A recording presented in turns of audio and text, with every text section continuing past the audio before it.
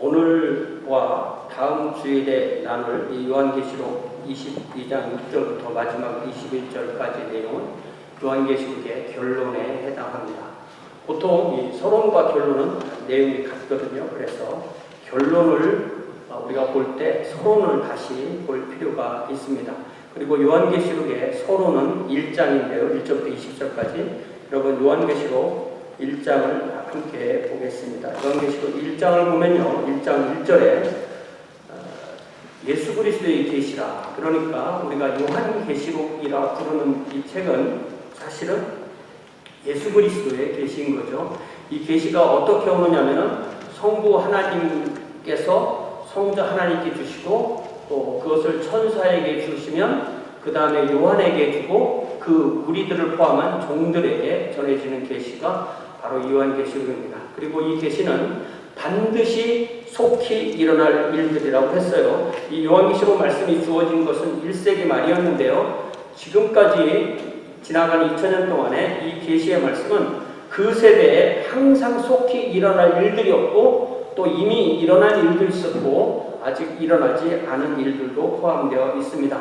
이제 요한계시록 2장 3절을 보니까 이 예언의 말씀을 읽는 자, 듣는 자, 그 가운데 기록한 것을 지키는 자는 복이 있다. 왜냐하면 때가 가깝기 때문이다. 이렇게 되어 있죠. 그러니까 나는 읽기만 하래, 난 듣기만 하래 이런 것이 아니고 읽는 자, 듣는 자, 지키는 자는 서로 다른 세 사람이 아니라는 것입니다. 우리 모두 읽고 듣고 지키는 자가 되어야 합니다. 이렇게 이 계시의 말씀을 읽고 듣고 지킬 때 우리는 우리 주님의 오심을 지금 여기서 준비할 수 있습니다. 종말론의 핵심은요. 미래의 현존이라고 할 수 있습니다. The presence of the future. 미래가 지금 현재에 와 있는 거죠. 이 표현은 플로신학대학원에서 신학 교수로 활동했던 조지 레드가 1973년에 저술한 종말론 서적의 제목이기도 합니다. 뭐라고 했어요? 미래의 현존. 미래의 현존. The presence of the future. 미래가 지금 현재 와 있다는 겁니다. 우리가 요한계시록 포함한 성경 전체의 종말론을 바르게 대할 때 인간의 시간을 초월하는 기적을 체험하게 됩니다. 하나님은 과거와 현재와 미래를 하나로 보십니다. 하나님은 종말론을 통해서 이 하나님의 관점을 성도도 가질 수 있도록 이끌어 주십니다.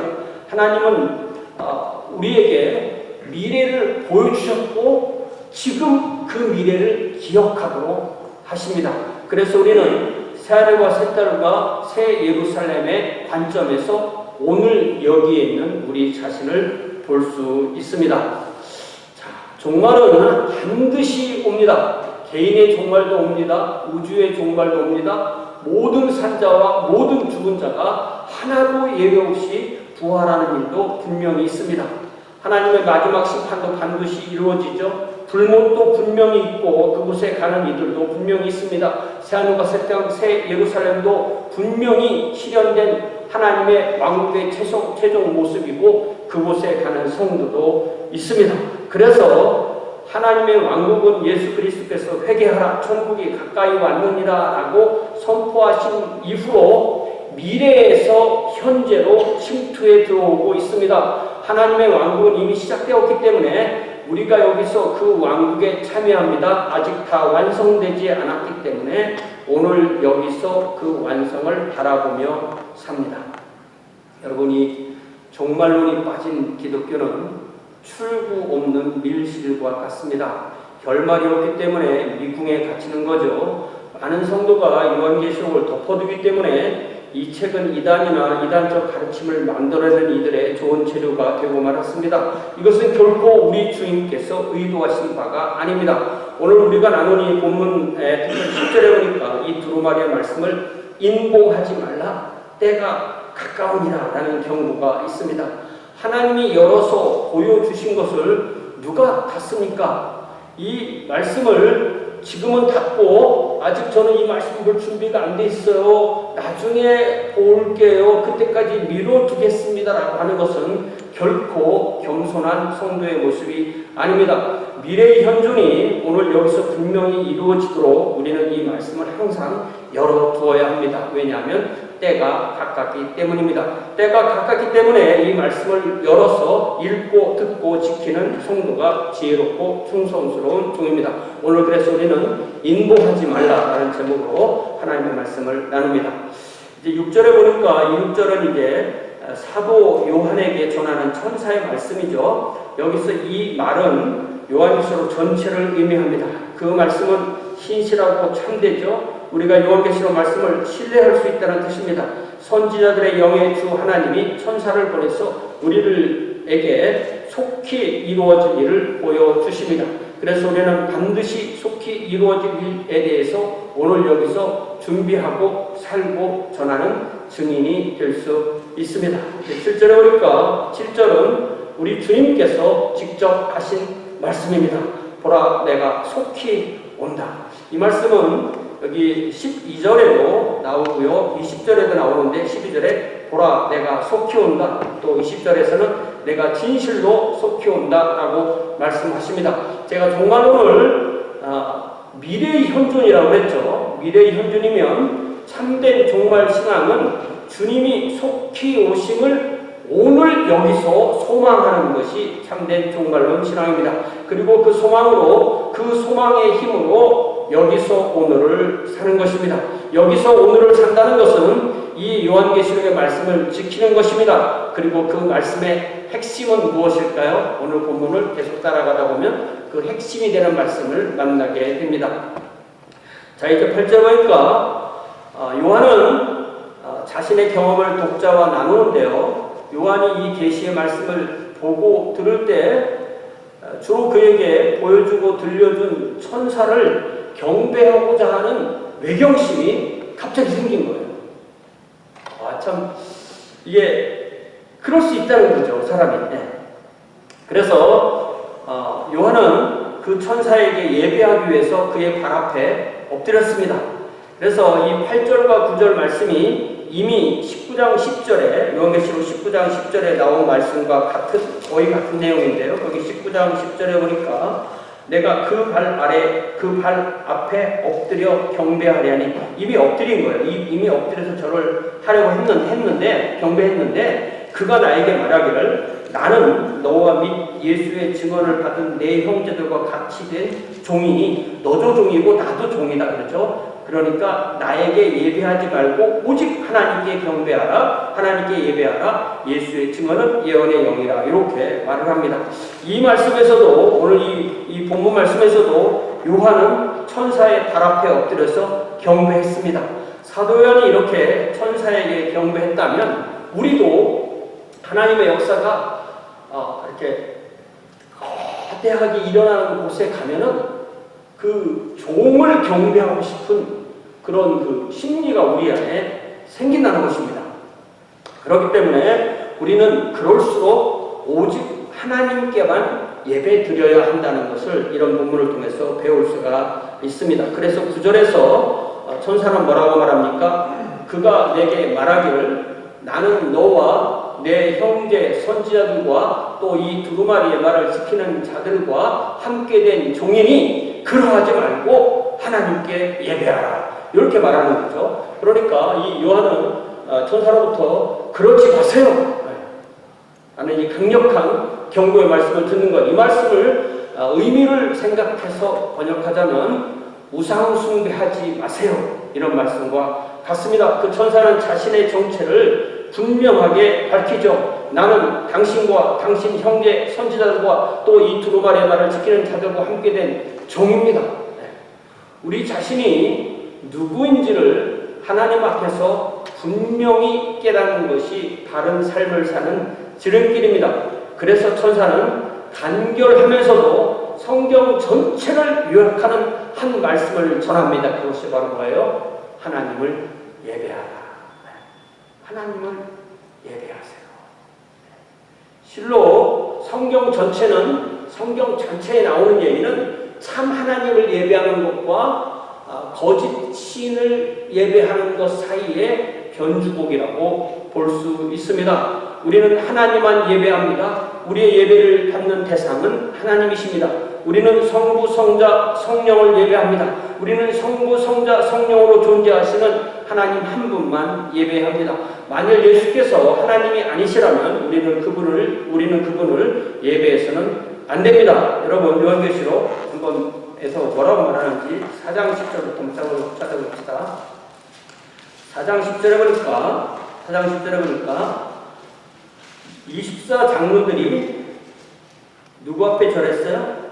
보좌에 앉으신 이 앞에 엎드려 세세토록 살아계시는 이에게 경배하고 자신의 월기관을 벗어서 보좌 앞에 드렸다. 이렇게 예배를 했다고 분명히 4장 10절에 돼 있어요. 자, 그런데 5장 8절을 보면 어린 양께서 그 두루마리를 취하심에 네 생물과, 그러니까 이게 네 체루빔 천사와 24장로들이 그 어린 양 앞에 엎드려 각각 검은고와 향이 가득한 금대접으로 예배를 드렸다라고. 그리고 10절에 보니까 새 노래를 불러서 주님께 예배했다. 그들이 새 노래를 불러 이르되 두루마리를 가지시고 그 인봉을 떼기에 합당하시도다. 일찍이 죽음을 향하사 각 족속과 방언과 백성과 나라 가운데서 사람들을 피로 사서 하나님께 드리시고 그들로 우리 하나님 앞에서 나라와 제사장을 삼으셨으니 그의 땅에서 왕노로 타리로다. 이렇게 하나님을 찬양하는 그 동일한 대상이 어린 양 예수 그리스도를 찬양하는 볼 수가 있죠. 또 우리 오늘 예배 시작하면서 부른 찬양 내용이 들어있는 7장 9절부터 보니까요. 누구를 예배하는지를 잘 보세요. 7장 9절 보니까 2일 후에 내가 보니 각 나라와 족속과 백성과 방언에서 아무도 능히 셀 수 없는 큰 무리가 나와서 흰 옷을 입고 손에 종려가지를 들고 누구에게? 보좌에 계신 하나님과 어린 양 앞에 서서 큰 소리로 찬양을 하면서 외쳐 이르기를 구원하심이 보좌에 앉으신 우리 하나님과 어린 양에게 있도다. 이렇게 하는 것을 볼 수가 있습니다. 그렇기 때문에 이 신약 성경부터 지금까지 바른 신앙은 삼위일체 하나님을, 성부, 성자, 성령 삼위일체 하나님을 예배하는 신앙입니다. 사랑하는 성도 여러분, 우리는 그렇기 때문에 오직 하나님만 경배합시다. 그 무엇이든 나 자신과 하나님 사이를 가로막는 것이 있어서 그것 때문에 하나님이 보이지 않게 만드는 것이 있다면 그것이 바로 우상입니다. 여러분, 그 우상이 무엇인지, 나와 하나님 사이를 가로막는 것이 무엇인지 마음에 한번 떠올려 보세요. 그것이 우상이 되지 않도록 하나님께 기도하세요. 오히려 그것을 주신 하나님께 감사하면서 오직 하나님만 예배하고 찬양하는 저와 여러분 되시기를 주님의 이름으로 축원합니다. 이제 요한계시록 다시 22장 10절에 보니까 또 내게 말하되, 그 천사가 말하는 거죠. 말하되 이 두루마리 예언의 말씀을 인봉하지 말라. 때가 가까우니라. 이 두루마리 예언의 말씀을 인봉하지 마세요. 왜냐하면 때가 가깝기 때문입니다. 이렇게 말하는 거죠. 저와 여러분은 이 요한계시록 말씀을 포함한 성경 말씀 전체를 덮어두고 인봉까지 하는 일이 결코 없어야 하겠습니다. 여러분, 인봉이라는 게 뭐냐면요, 이렇게 우리도 가끔 보지만 도장을 찍어서 이렇게 닫아두는 거죠. 이렇게 잠궈두는 겁니다. 그래서 이걸 열면 도장 찍은 부분이 찢어져서 이걸 누가 열었다는 것이 분명히 드러나게 되는 것을 인봉이라고 하는데,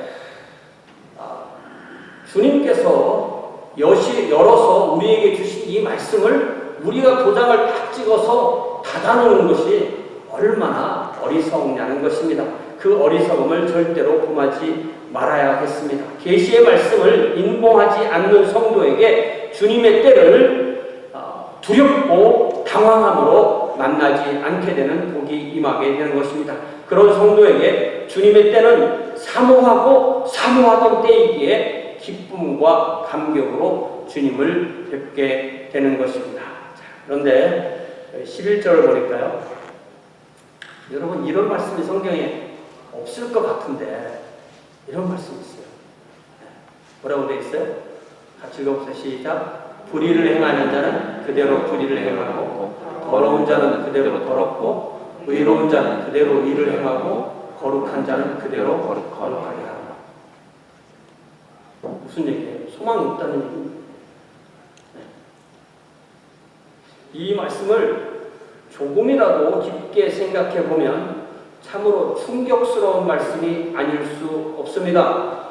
물리의 관성의 법칙이 물리에만 적용되는 것이 아니라는 거죠. 변화가 일어나려면 저 불의를 행하고 더러운 사람에게 변화가 일어나려면 오직 하나님의 성령께서 개입하셔야만 가능하다는 것입니다. 그래서 제가 이 주석을 찾아봤더니 다니엘 12장의 결론 부분 10절, 9절 10절에서 천사가 다니엘에게 말하는데 다니엘아 갈지어다 이 말은 마지막 때까지 간수하고 봉합할 것임이니라 많은 사람이 연단을 받아 그대로 연단을 받아 스스로 정결하며 희게할 것이나 어떤 사람은 연단을 받고 스스로 정결하고 희게 되지만 악한 사람은 악을 행하리니 악한 자는 아무것도 깨닫지 못하되 오직 지혜 있는 자는 깨달으리라. 그러니까 이 경제에서 많이 말하는 부익부 빈익빈의 원리가 경제에서뿐만 아니라 영적인 실상에도 그대로 적용된다는 말씀이죠. 그래서 우리 주님도 마태복음 13장 10절에 보니까 무릇 있는 자는 받아 넉넉하게 되되 없는 자는 그 있는 것도 빼앗기리라 말씀하셨습니다. 이렇게 영적 실상이 어떻게 보면 이게 공평한 저 말씀을 보면 저게 공평한 것 같아요? 아니면 불공평한 것 같아요? 하나님께서 보시기에는 공평한 것 같지만 사람이 보기에는 불공평한 것으로 보일 수도 있습니다. 그러나 은혜를 받은 우리 한 사람 한 사람 자신의 관점에서 본다면 나 같은 죄인이 하나님의 은혜를 받았기 때문에 절대로 은혜는 공평한 것이 아닙니다. 은혜는 당연한 것도 아니고 공평한 것도 아니고 너무너무 과분한 것이라는 사실을 우리는 결코 잊지 말아야 하겠습니다. 더 나아가서 우리 주님은 종말에 관한 말씀을 하실 때 이런 말씀을 주셨죠. 우리 기억하겠지만 누가복음 17장에 보니까 노아의 때에 된 것 같이 인자의 때에도 그러하리라. 노아가 방주에 들어가던 날까지 사람들이 먹고 마시고 장가들고 시집가더니 홍수가 나서 그들을 다 멸망시켰으며 또 롯의 때와 같으리니 사람들이 먹고 마시며 사고 팔고 심고 집을 짓더니 롯이 소돔에서 나가던 날에 하늘로부터 불과 유황이 비오듯 하며 그들을 멸망시켰느니라. 무슨 말씀이에요? 사람은 특별하지 않으면 사람은 누구나 하던 대로 살던 대로 산다는 말씀입니다. 오늘 바꾸지 않으면 내일도 오늘과 똑같을 것이라는 말씀입니다. 그렇기 때문에 1년 후에도 10년 후에도 똑같을 것이라는 말씀이에요. 깨끗한 사람은요, 가진 사람이 더 한다고 깨끗한 사람은 더 깨끗하게 닦으려고 하는데 이렇게 하죠. 근데 더러운 사람은 다른 사람이 핀잔해도 자기 편하니까 그 더러움은 그냥 그대로 유지합니다. 그래서 사랑하는 여러분, 그래서 우리가 못 고치는 거예요. 성령께서 우리를 바꾸어 주시고 고쳐 주시도록 기도합시다. 이렇게 우리가 회개할 점을 찾아서 계속 바꾸어 나가는 그 사람이 바로 의를 계속 행하고 그 거룩함을 계속 유지하는 영적인 선순환의 삶을 살 수 있습니다. 그리고 우리의 주변 사람에게도 그러한 영적인 선순환의 궤도에 들어올 수 있도록 영향력을 미치게 되는 것입니다. 자, 이 말씀이 또 나올 거예요. 자, 12절에 보니까 다시 이제 우리 주님께서 하시는 말씀을 바뀌었죠. 보라 내가 속히 오리니 내가 줄 상이 있어 줄 상이 내게 있어 각 사람에게 그가 행한 대로 갚아주리라. 자, 주님은 다시 오심의 약속과 동시에 상 주심의 약속도 주셔요. 상을 받을 대상은 누구냐면은 새하늘과 새 땅, 새 예루살렘에 참여하는 모든 성도이죠. 각 사람이 상을 받을 것인데 그 상의 근거는 오직 그가 행한 대로 받는 거예요. 여러분, 성경이 우리 생각하고 달라요. 잘 보세요. 각 사람이 그 행한 대로 상을 받아요. 그런데 어디서 본 것 같지 않아요? 그 행한 대로라는 말씀이 여러분 그 요한계시록 20장 보세요. 20장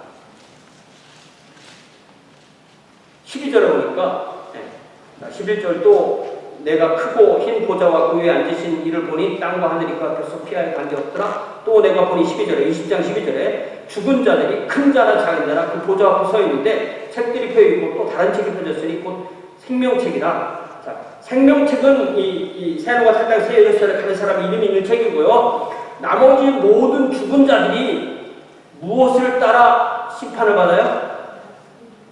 자기 행위를 따라 심판을 받고 15절에 보니까 생명책에 기록되지 못한 자는 다 불못에 던져진다.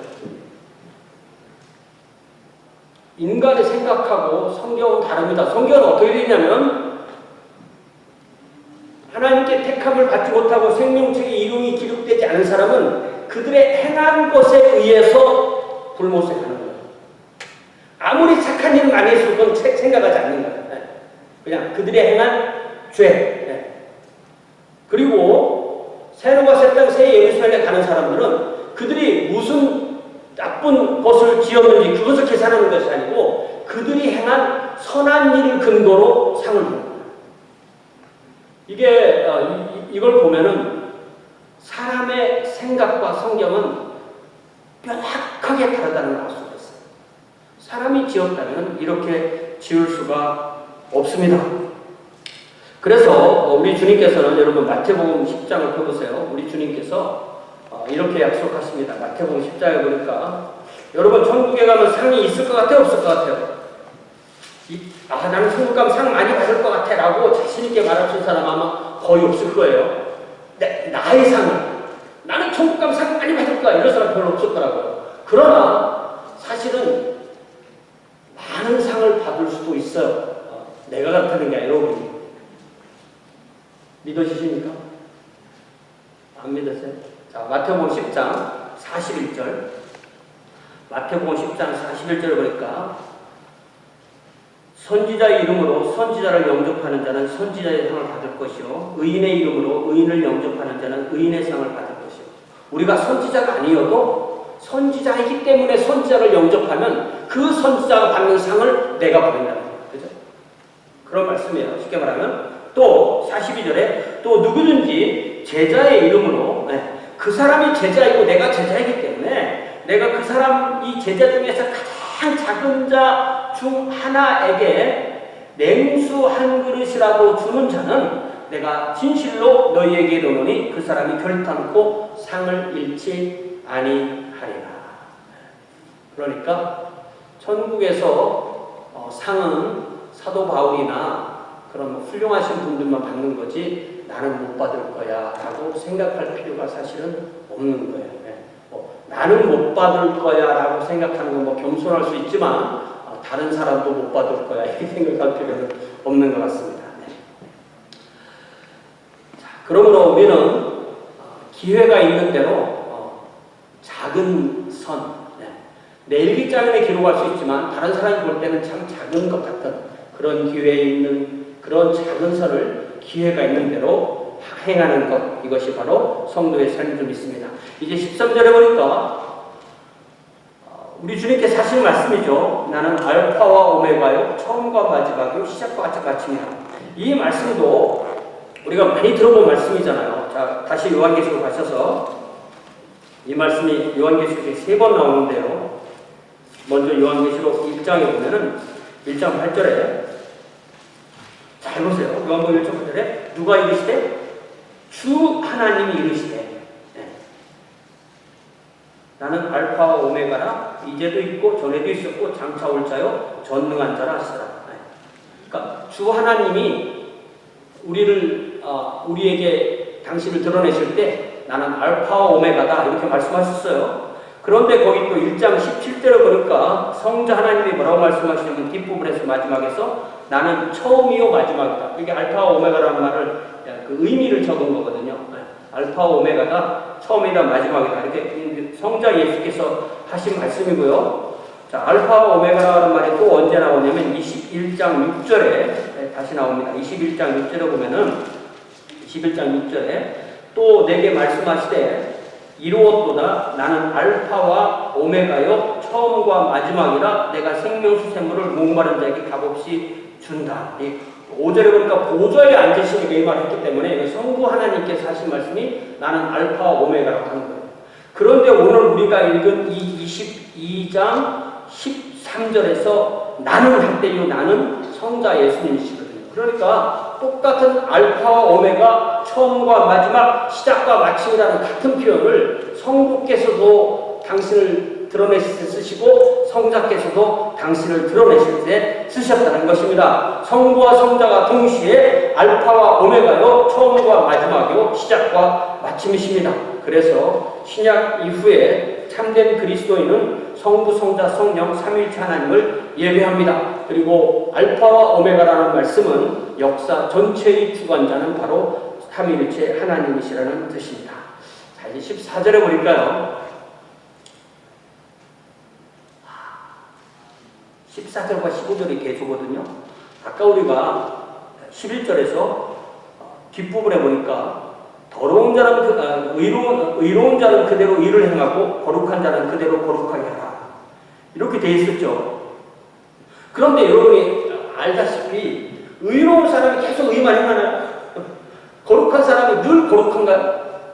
그렇지 않잖아요. 솔직하게 말해서 그렇지 않잖아요. 그런데 그 사람들이 계속 의롭고 계속 거룩할 수 있는 근거는 바로 14절에 자기 두루마기를, 요한계시록에 두루마기가 나오고 두루마리가 나오니까 저도 맨날 헷갈리는데 굉장히 다른 거에서 이 두루마기 옷이죠. 자기 옷을 주의 보혈에 빨는 사람, 세척하는 그 사람이 복이 있다고 했어요. 그러니까 지금 여기서 성도도 죄를 범하고 죄의 영향을 받고 살고 있지만 자기의 옷을 주님의 보혈에 씻어서 깨끗하게 되어서 흰 옷을 입기 때문에 복되고 의롭고 거룩한 그런 영적 생명력을 누리고 영적인 선순환에 들어간다는 것입니다.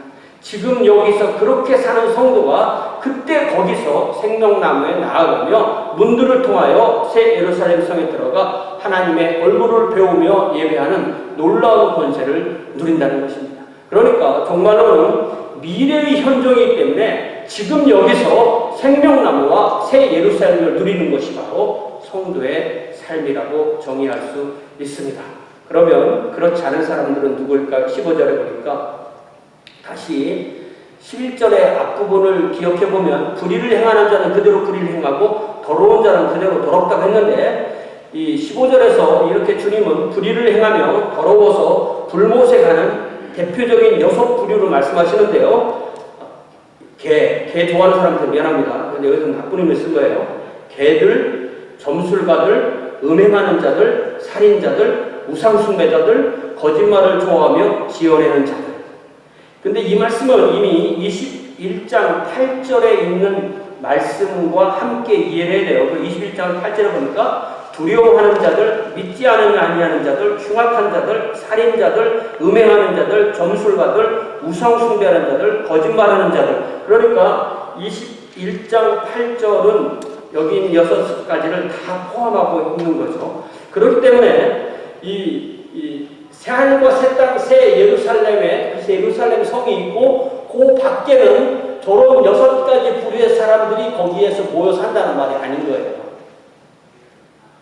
이게 왜 갑자기 이런 사람들이 이렇게 또 나오가는데 그것이 아니고 현재 시점에 그러한 사람들은 다 불못에 가 있기 때문에 그러한 사람들은 새하늘과 새 땅, 새 예루살렘에 참여할 수 없고 하나님을 예배할 수가 없다라고 그렇게 이야기하는 것입니다. 종말론이 미래의 현존이듯이 현재의 영원성도 종말론의 한 국면입니다. 오늘의 내 모습이 한 달, 1년, 10년 영혼의 내 모습과 다를 가능성이 거의 없다는 말씀입니다.